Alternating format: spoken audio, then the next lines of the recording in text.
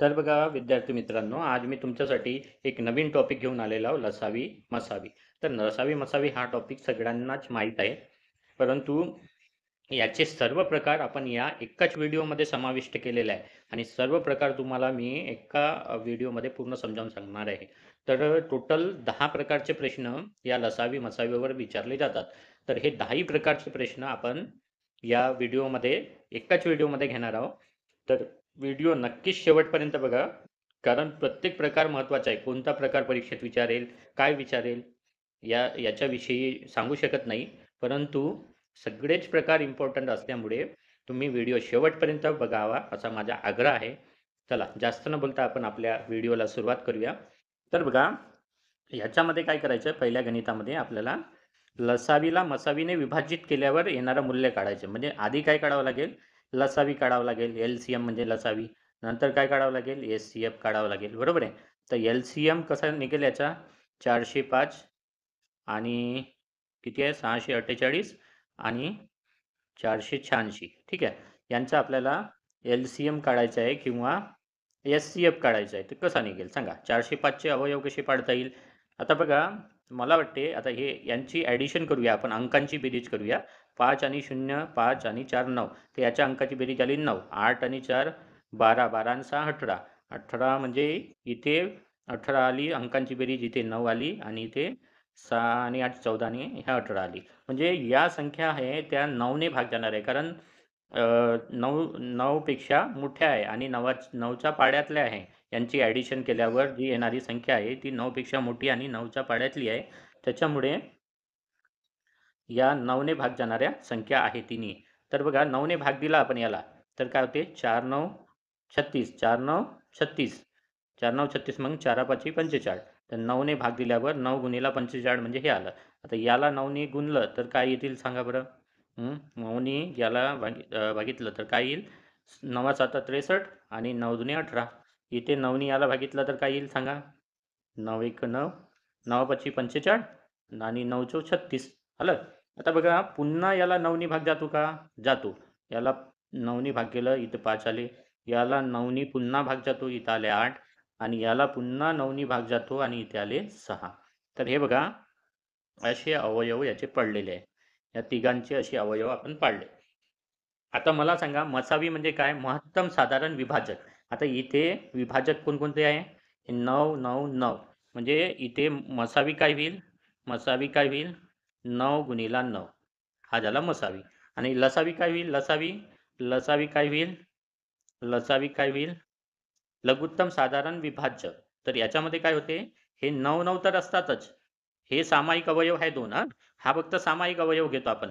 महत्तम सामायिक विभाजक, बरोबर आहे. तर सामायिक अवयव घेतले, याच्यामध्ये असामायिक अवयव पण येतात. म्हणजे हे 5 8 आणि 6 पण येईल. 5 8 आणि 6 पण येईल याच्यामध्ये, ठीक आहे.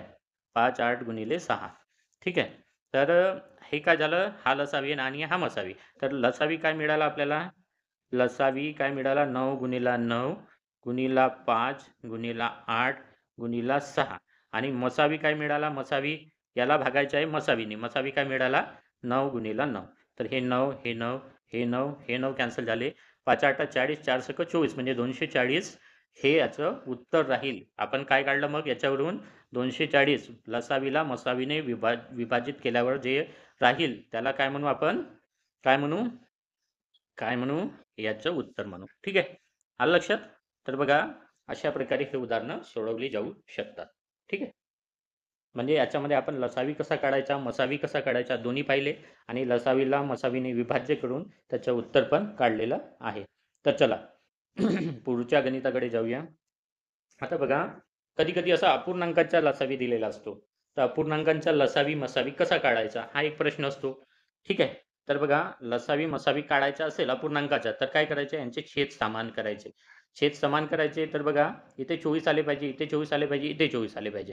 तर इथे 24 यासाठी काय करावं लागेल, याला याला खालच्या याला काय करावं लागेल, 6 ने गुणावं लागेल. तर वरच्याला पण 6 ने गुणायचं. इथे 24 येण्यासाठी या 6 ला 4 ने गुणावं लागेल. इथे याला 4 ने गुणायचं. इथे 10 आणि इथे 8 आहे. 8 ला कितीने गुणावं लागेल 24 येण्यासाठी, 24 येण्यासाठी 3 ने गुणावं लागेल आणि याला पण 3 ने गुणायचं. तर बघा 6 दुने 12 भागीला 24 आलं. इथे 20 भागीला 24 आलं आणि इथे 30 भागीला 24 आलं. आता बघा तिघांचाही छेद सारखा झाला.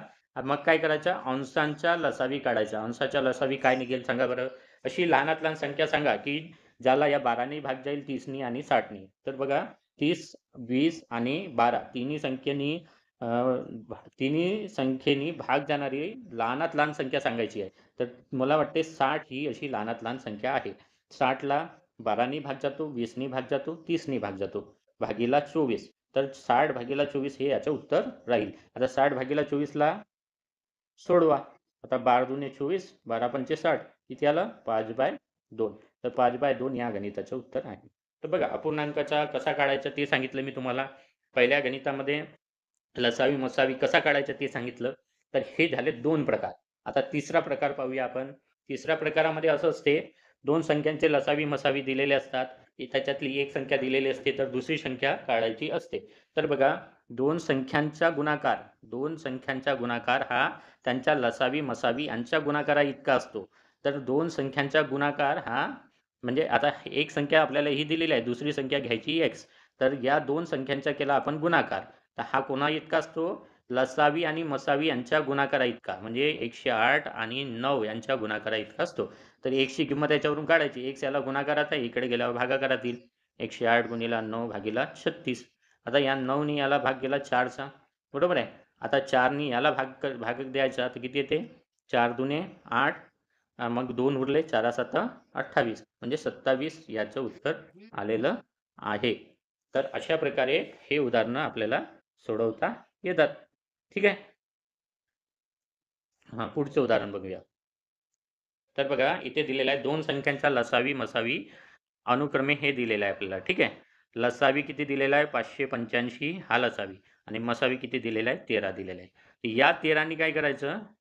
या 13नी काय करायचं? या मसावीने या लसावीला भागायचं. तर इथे काय होईल? 13 चौ 52 नंतर 6 आणि 5 65 उरले, 13 पंचे 65. तर या 45चे आणखी 2 भाग पाडायचे. 2 भाग पाडायचे. याचे कोणकोणते 2 भाग पडू शकते? 5, एक भाग 5 पडू शकतो, दुसरा भाग 9 पडू शकतो. म्हणजे 5 आणि 9 हे 2 भाग पडू शकतात. तर एक संख्या काय होईल? याला गुणल्यावर एक संख्या मिळेल आणि याला गुणल्यावर दुसरी संख्या मिळेल. हे लक्षात घ्या. ही याची शॉर्ट ट्रिक आहे. म्हणून लक्षात घ्या. 13नी याला भागायचं, 45 आले. 45चे 2 अवयव पाडायचे, 5 आणि 9. या 13नी पुन्हा 9ला गुणायचं, पुन्हा 5ला गुणायचं. तर 13, 9, 117 आले आणि 13 पंचे 65 आले. आता यांच्यामधील फरक विचारलेला आहे म्हणजे दोघांची वजाबाकी करायची. 117 आणि 65 गेले 117 मधून तर 52 आले. तर 52 या गणिताचं उत्तर राहील. आलं लक्षात? एकदम इझी उदाहरण आहे. थोडंसं लॉजिक लावायचं आहे आणि करायचं आहे. चला पुढच्या गणिताकडे जाऊया. 2 संख्यांचे मसावी लसावी 24 आणि 107 आहे. आता हे लसावी मसावी हा आहे 24 आणि लसावी किती आहे? 168 आहे. या दोघांचं जर रेशिओ काढलं तर 24 एक 24, 24 7 168. तर आणि संख्यांचं गुणोत्तर दिलेलं आहे आपल्याला 1:7. 2 संख्येपैकी मोठी संख्या शोधा म्हणत आहे. आता बघा या लसावी मसावीचं गुणोत्तर सारखंच आहे आणि संख्यांचंही गुणोत्तर सारखंच आहे. तर मोठी संख्या ही होईल आणि लहान संख्या ही होईल. म्हणून इथे 24 आणि 168 याच त्या 2 संख्या होतील. म्हणजे मोठी संख्या 168 होईल. अशा प्रकारे हे उदाहरण आपल्याला सोडवता येते. चला पुढच्या गणिताकडे जाऊया. 2 संख्यांचा लसावी हा मसावीच्या 56 पट आहे. 2 संख्यांचा लसावी हा मसावी x मानू आपण. तर लसावी हा काय होईल? लसावी 56x होईल. आता लसावी आणि मसावी दोघांची काय करायची आहे? बेरीज करायची आहे. हे किती दिलेले आहे? 1710. बरोबर आहे. याला सॉल्व्ह करायचं. 57x बरोबर 1710. ठीक आहे. x ची किंमत काढायची. 1710 भागीला 57. 19 3 57, 19 9 म्हणजे 90 भागीला 3 आलं म्हणजे इथं किती आलं? 30 आलं. x ची किंमत 30 आली. जर 2 संख्येपैकी एक संख्या 240 आहे म्हणतात. ठीक आहे. आता मला सांगा x ची किंमत आली इथे 30 आणि 2 संख्येचा जर आपण गुणाकार केला तर काय होतो बघा?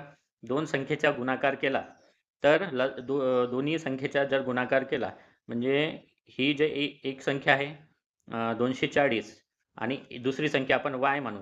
तर हा गुणाकार लसावी आणि मसावीचा गुणाकारा इतका असतो. आता इथे मसावी किती आहे x, x ची किंमत किती आली 30 आणि लसावी किती आहे 56x, तर 56 गुणिला 30 बरोबर असं होईल. आता बघा या 30 नी याला 8 चा भाग गेला, या 8 नी याला 7 चा भाग गेला बरोबर आहे. तर y ची किंमत किती आली 30 गुणिला 7 म्हणजे 210.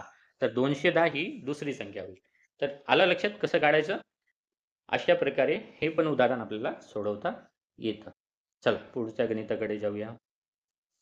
तर बघा इथे अशा प्रकारचे गणित खूपच सोपे असतात, परंतु मुलांना समजत नाही. इथे काय म्हटलेलं आहे, या लाकडाच्या 3 तुकड्यांना समान लांबीच्या पट्ट्यामध्ये विभागणे आवश्यक आहे. फळीची सर्वात मोठी संभाव्य लांबी, सर्वात मोठी म्हटलं तर इथे मसावी काढायचा आहे.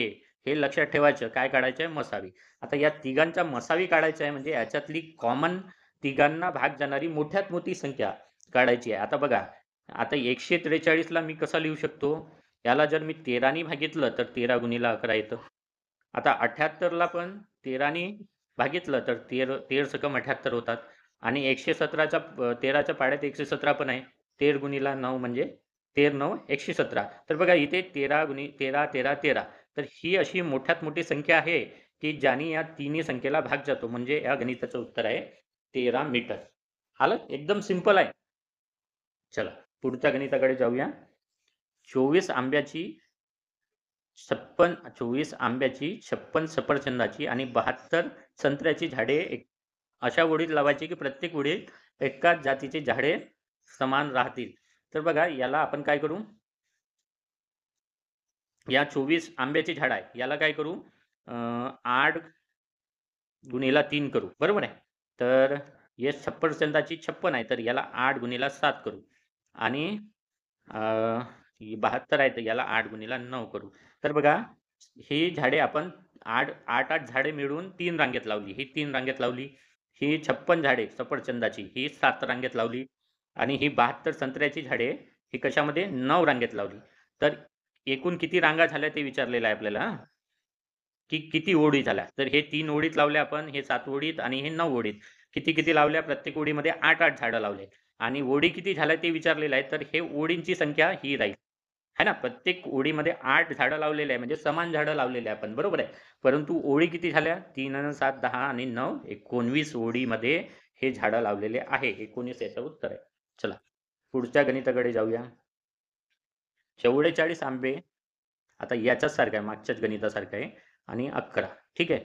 तर बघा अशा प्रकारे रचून ठेवले की प्रत्येक ओळीमध्ये समान फळे असतील. तर बघा इथे 11 गुणिला 4 केलं, इथे 11 गुणिला 11 केलं आणि इथे 11 गुणिला 1 केलं.